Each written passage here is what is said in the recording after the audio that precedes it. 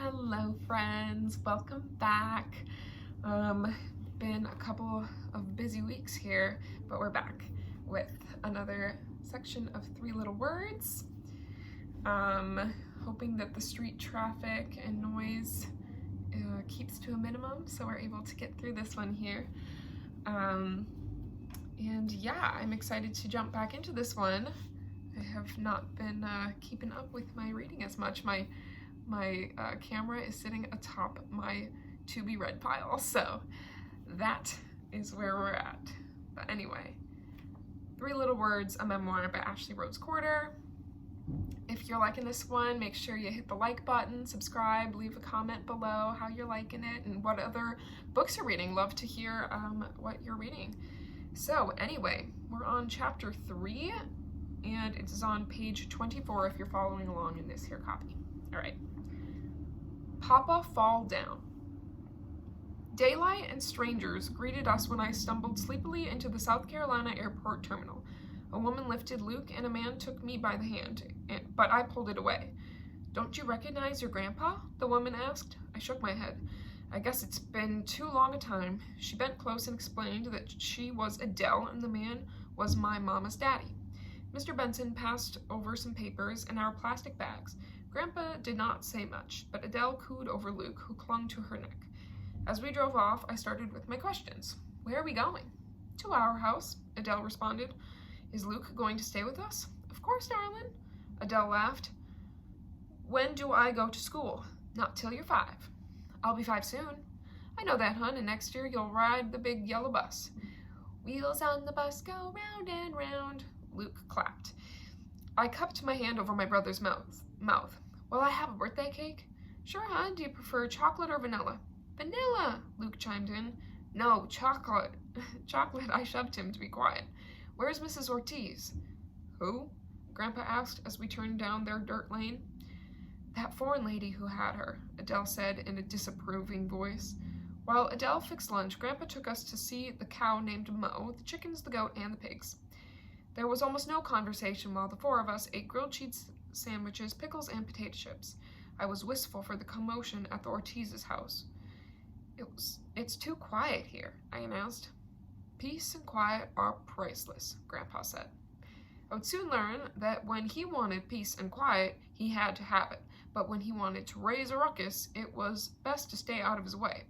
I sometimes held as still as a statue and pretended I couldn't hear or see when my grandpa squabbled with Adele and called her mean names. Luke and I shared a bedroom. Sometimes he would climb into my bed when he was scared. If he wet my bed, he would sneak back into his dry one. "I never wet the bed," I protested. Adele grumbled. "Liars get soap in their mouths," she said, and even made me lick the bar a few times. Still, I refused to take the blame for Luke's mess. Adele was a registered nurse who also had an associate degree in commercial art. She had decorated the mobile home with her paintings. She taught me how to color inside the lines and the proper ways to shade an object. While we were working on a project, Luke would follow Grandpa around like a baby duckling behind its mother. Our life fell into routine like that, for once, usually centered on us. There were warm chocolate chip cookies and my favorite video, Fantasia. Grandpa built a 2-story playhouse in the backyard where I played house and Luke took the roles I bossily assigned to him. In the evenings, we would watch whatever television show Grandpa wanted to see while Adele crocheted or sewed. Even though we arrived the last week in October, Adele made Halloween costumes for us. I was an angel, with stiffened wings strapped on my back with a gold harness. She filled my closet with handmade dresses with puffed sleeves and made dolls' outfits from the scraps. I had a basin where I would scrub my dolls' clothes and hang them with tiny clothespins on the wash line. Adele strung at my height next to the playhouse. Adele tucked us in with prayers and kisses. Soon Luke was calling Adele Mama and my grandpa Papa, but I kept my promise to my mother and called them Grandpa and Adele. After a few weeks, I let my guard down. I stopped worrying about someone coming to take me somewhere else. The state authorities had only approved the transfer with reservations because Grandpa had never provided a stable home for his own children. He had had a tumultuous childhood and quit school in the 7th grade. By the time I was returned to South Carolina, Their oldest son, Perry, aged 24, was in prison for murder. The twins, Leanne and Lorraine, were 22, and their youngest, Sammy, had just turned 18 and was still in foster care. My grandpa had been in and out of jail for crimes he committed while intoxicated, and my grandmother had divorced him because he abused her. Perhaps the authorities believed that Adele, who was 12 years older than my grandfather, and had been his live-in companion for 2 years by that time, would make sure that nothing happened to us. She had 3 grown children, 4 grandchildren, and a clean record. 2 weeks after we arrived, Ava Willis, a local caseworker, came to check on us. Adele showed her my drawings and some of my make-believe schoolwork. This child is itching to go to school. You know, I had concerns about this placement, Mrs. Willis replied, but I always say that it's best for children to be with their family, so I'm delighted at how well everything is going. Who wants to go for a ride? Grandpa asked while Adele was napping. We rarely rode in his beat-up car because it did not have doors or seat belts. He joked that it had all natural air conditioning. The junker was so rusty that I could see through the floor. We stopped at the country store, and Grandpa told us to wait in the car while he shopped. When he came out of the store, he was yelling at a man. He got in the car, muttering obscenities, floored the gas, and the car lurched forward. I clutched the seat as we whizzed past our dirt road. The tires screeched as Grandpa did a 180-degree turn. Coming directly toward us, in another car was the man from the store. Let's see who's boss, Grandpa shouted. He hit the accelerator even harder. The gap was closing between the oncoming car and us. Terrified, I looked away. The pavement rushed by like a river. When I glanced to the side, ribbons of flickering green flashed by the non-existent door. Faster! Luke laughed with manic delight. Stop, stop, I yelled. The other guy swerved around us at the last second, but not before he clipped our rear fender. I smashed my face into the back of the front seat. By the time we got home, my lip was swelling. Dust blanketed our clothes. What in the world? Adele asked. Grandpa gave Adele a "don't you start with me" look, marched into the kitchen, grabbed a can of beer from the refrigerator, planted himself in his favorite chair in front of the television, and lit a cigarette. Blue smoke curled into the air like an exclamation point. Adele herded us into the bathroom and shut the door with an incensed slam. 2 weeks later, Ava Willis was back, and she was furious. Grandpa had taken Luke to town and had been arrested for drunk driving. When Mrs. Willis confronted him, he was belligerent. I only drank apple cider. Those deputies were out to get me. You know, I was worried about your stability, she chided him, but I hoped that Adele's strength would compensate for your shortcomings. I haven't had a single drink in 3 years. The police tested you, sir. Sometimes I have a taste, just to be social. It's my fault, Adele said as she wept. I should have been more protective. I won't let them go with him ever again. I have to report this to Florida, she told Adele and Grandpa. Are you going to send them back? Adele moaned. The authorities in Florida are still in charge of the case, the caseworker said. Personally, I don't think the children are at risk based on this single incident, but my supervisor is probably not going to want to accept further responsibility. All the commotion caused Adele to cancel my 5th birthday party. She still gave me 2 dolls, Lily, a Cabbage Patch doll, and a life-size doll I named Katie. I wrote my initials, AMR, on her bottom with permanent black marker. Christmas is my favorite time of year, Adele said. She decorated the whole trailer before Thanksgiving. We went to the mall and sat on Santa's lap, and I wore my angel costume again in a holiday pageant at church. There were many phone calls about our placement, and Adele pleaded with the authorities not to move us before the holidays. We'll do anything you say, she promised Mrs. Willis, who had stalled our return after Adele and Grandpa had agreed to undergo psychological examinations. On Christmas morning, I received a pink bicycle with training wheels, and Luke got a red tricycle. Grandpa gave me a battery-powered Barbie car that I could drive down our long road, and Adele made me a red dress with a white pinafore that had strawberry appliques and matching outfits for my dolls. Oh, that's so cute. After we opened our presents at home, we visited Adele's relatives and played with her 3 grandchildren who were close to my age. A few weeks later, Adele woke me up early. We're going to drive up in the mountains so you can see snow. I slept in the car until Adele nudged me awake. Huge flakes whirled around, and the ground looked as if it were coated with shiny pearls. When the car stopped, I ran outside, opened my mouth, and curled my tongue to catch snowflakes. I thought that they would taste like vanilla. Instead, they had a rusty nail flavor. I wanted to make a snowman, but the thin layer was melting into mud. After our trip to the mountains, I asked when it was going to snow at our house so I could build a snowman. It's very rare around here, Adele said, and made me a cup of cocoa with a marshmallow bobbing in the middle. But could it happen? Only the weatherman knows. From then on, I listened to the weather reports for any mention of snow. When I finally heard the word, I kept checking for the predicted snow, but it never came. That weatherman is a liar, I said. It's snowing in Colorado, Adele said with a laugh. Take me there, I demanded. Maybe someday, she replied offhandedly.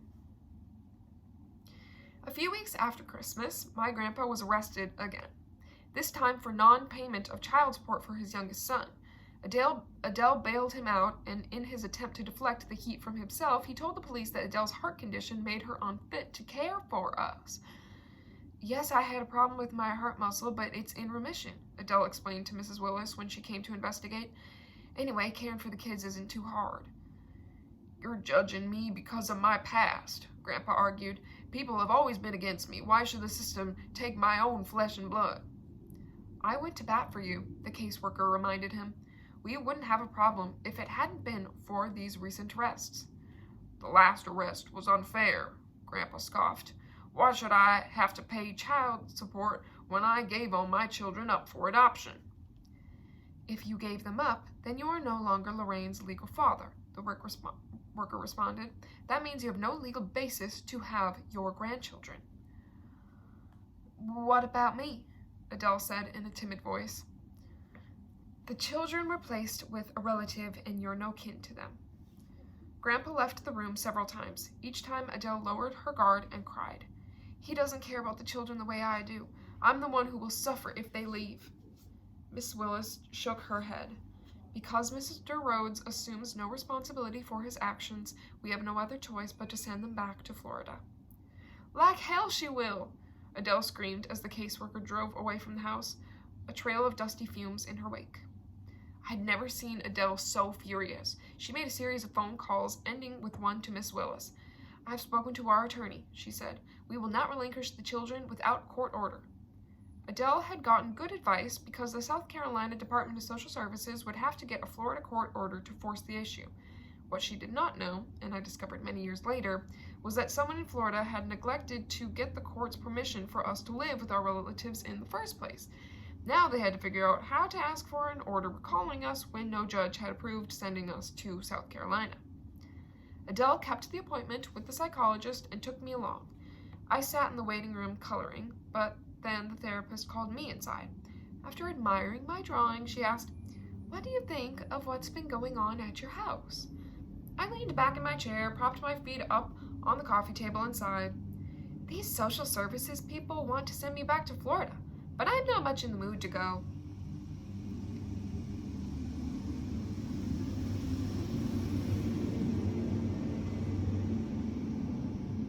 Street cleaner. What do you think about your mother and Dusty? I refused to look directly at her when I replied. I like them okay, but my mama did bad things, so social services had to take me away for my own good.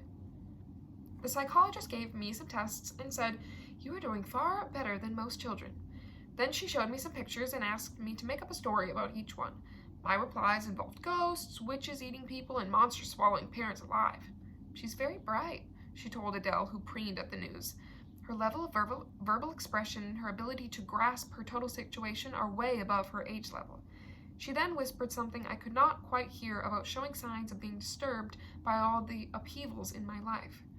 There was no further talk of moving us, but the legal staff in Florida scurried around trying to figure out how to redo the paperwork so it would look like we had been sent to South Carolina legally. They filed a motion to send us to Grandpa as though we'd never left Florida. The judge signed this document 5 months after we were already in South Carolina. We had visits with Dusty in January and March. He brought toys, candy, and clothes to each visit. I loved the pile of pretty dresses, each wrapped in a plastic bag like the kind you got from the dry cleaner. I sat on his lap and sang songs with him, but Luke, who really had no memory of him, would not join in. We went to a scheduled third visit in April, but after waiting more than an hour, Adele, who had little patience with the Grover clan, took us home. I know Dusty showed up eventually because Miss Willis brought our gifts to us a few days later. My South Carolina interlude has a dreamlike quality to it. I know it existed because I have more photos from that time than from any other placement in foster care. They depict Luke and me in snug in new pajamas, splashing in a bubble bath and hugging a hound dog whose head is twice as big as my brother's. There are snapshots of us having a picnic in the park, posing in new outfits, and floating in a plastic kiddie pool. Despite the fact that this interval was doomed not to last, we are always smiling in the pictures, and they evoke only warm feelings in me. That summer, Luke stayed home while I went to the beach with Leanne, her boyfriend, and his daughter Savannah, who was about my age. We built sandcastles, ran in the surf, rode a merry-go-round, a miniature train, and bumper cars. Savannah and I slept together in a double bed, wearing t-shirt nighties and hugging matching dolls. Adele made a big fuss over Luke's 3rd birthday in July with a homemade cake, balloons, and fancy hats for us and her grandchildren. "Why didn't I have a party?" I complained. "You had just arrived." Adele did not mention Grandpa's arrest a few days before I turned 5. "But when you are 6, you can invite children from your class."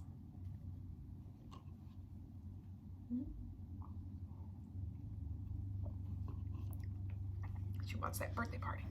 All right. Sometime later that summer, Ava Willis dropped by. "The report from the mental health center shows that Ashley has bonded with you and is relatively well adjusted." She paused.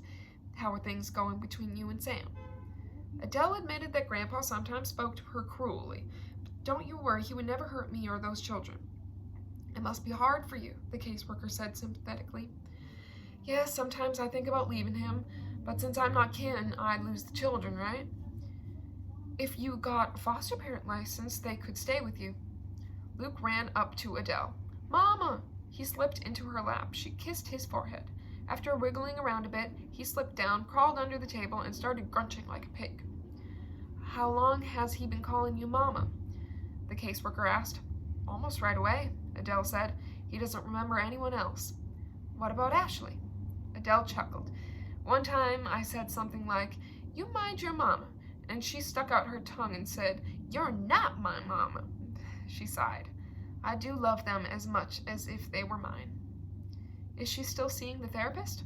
Adele nodded. "Then give her some time. It would be better for all of us if this was permanent.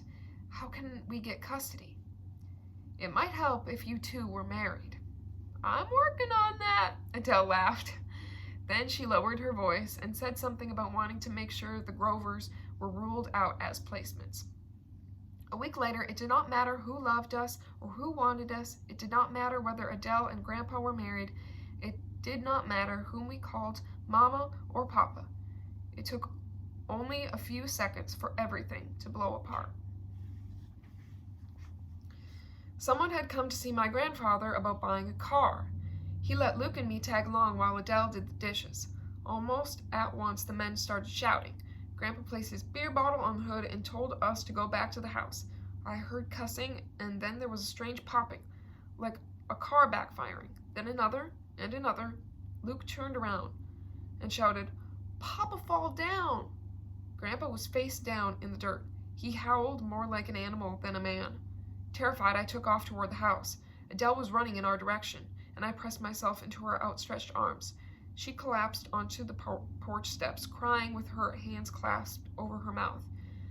The other man had shot Grandpa 4 times, twice to his head.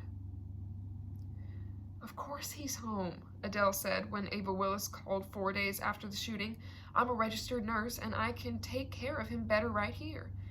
Ava Willis's voice was so loud I overheard her shrill questions. "No need for you to come over. Everything is back to normal. Sam always said he came from the strongest stock in this county, and I guess he proved himself right," Adele said with forced laugh. After a pause, her tone became more challenging. "He's already agreed to attend Alcoholics Anonymous. What more do you want?" She began to pace, squeezing the coiled phone cord in her hand. "I've told you before that I'm willing to leave him if that's what it takes to keep my kids. Sure, I'll become a foster parent, but I can't do that until Sam's better. Besides, he can't get in any more trouble in the shape he's in. She slammed down the phone. It rang again about an hour later.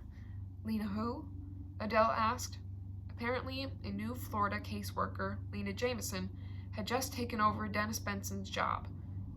Adele's expression went from irate to crestfallen. You're coming when?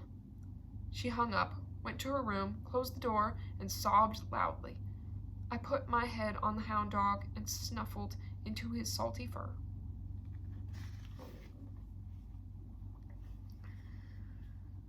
Finally, they get some stability, and then it's all ripped away. All right. Chapter 4, page 38. Waiting for Mama. I don't want to go, I wailed. It's just for a little while, Adele promised. She told us she would be back in a few days and convinced me to leave behind my dolls and dresses. She packed only one small green suitcase for the both of us. We'll leave your school clothes here because you'll start kindergarten as soon as you get back. She hugged me close. Besides, she added as an afterthought, your mama's in Florida. Won't it be nice to see her? At the airport, we met Lena Jameson, a stocky woman with a no-nonsense voice. She shook my hand and then inspected Luke's speckled arms. What are those red marks? She asked accusingly. He started to cry as though he had done something wrong. They're just mosquito bites. I kneeled next to him. Don't worry, Lukey. We're just going to visit Mama, and then we're coming back when Grandpa is better, right? I looked up for some confirmation, but the worker avoided my eye. 14 hours later, we swayed sleepily in a car that wound down a twisting road back to Seffner, where Miss Jameson deposited us on Paula and Milton Pace's doorstep. From the exterior, the ranch home did not appear large enough for the dozen or so residents, and I quickly learned that it wasn't. 5 of the children, including Luke and a set of fraternal twins, were 3 years old. In the boys' room, miniature bunk beds were stacked 3 high, while the girl twin and I shared a room with a biological daughter. If I counted living with my mother, this was my 7th home in a little more than 2 years, and the worst place I had been so far. A few years later, when I moved into the Mosses' home, I would be reminded of the cramped quarters and zooey smells I first encountered here. In a few weeks, 4 more children joined the fray, for a total of 11 foster children between the ages of 2 and 6. At first, I refused to unpack. I'm going back tomorrow, I insisted. After a few days, I took out my toiletries but kept the rest of my belongings in the suitcase. I did not want to settle in, and I also did not want the rug rats messing with my few possessions. Mrs. Pace always seemed to be yelling at someone, and often it was Luke. I was disgusted by the piles of dirty diapers, the snotty noses, and the screeches of children vying for any sort of attention.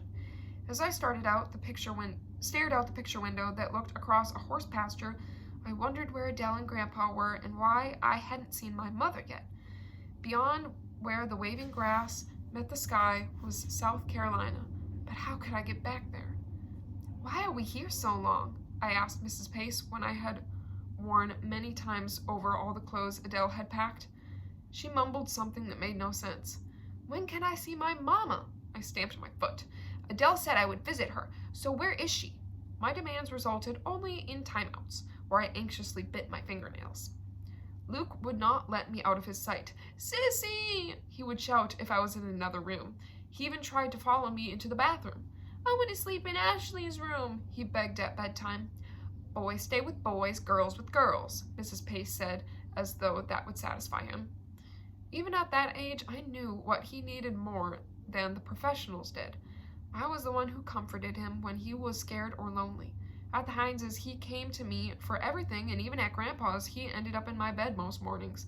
When Mrs. Pace told Lena Jameson that she had found him sneaking into my room, the caseworker noted in our files that a psychologist needed to evaluate us for sex abuse.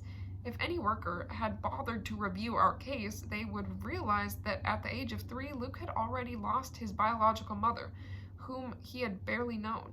Then Mrs. Hines, and now Adele. Seeing Grandpa shot, our nasty removal might have traumatized him. Now he was in a congested home with strangers. He received no loving, individualized attention from a parent figure. I was his security blanket, nothing more.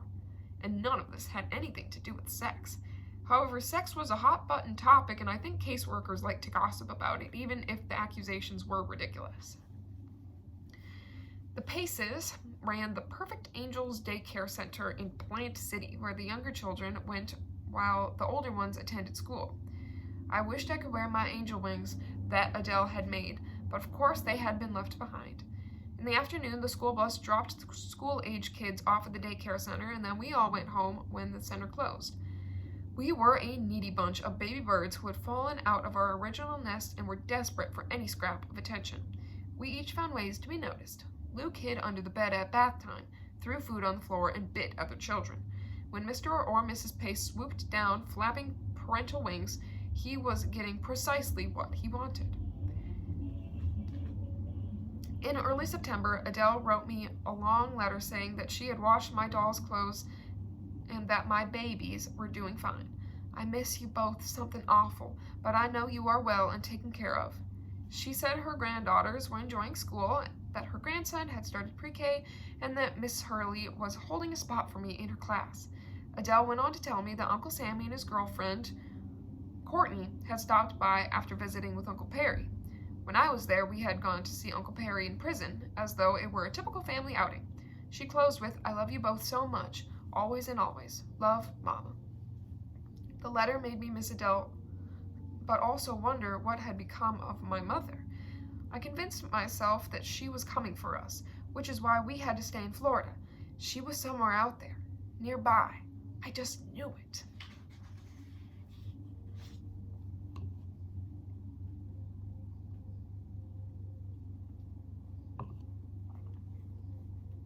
Page 42 at the top. Turns out, Mama was in the women's state prison, and Dusty was in another jail in Florida. In the meantime, Adele was making good on her promise to become a licensed foster parent. Grandpa had moved out, and she was getting the property in shape. Adele wrote that the hen with the feathers on her feet was sitting on 7 eggs. I was desperate to be there when the chicks hatched. I could not understand what was taking so long for Adele to get us back. Adele had my dolls, dresses, everything that mattered, so I was confident I would be leaving any day.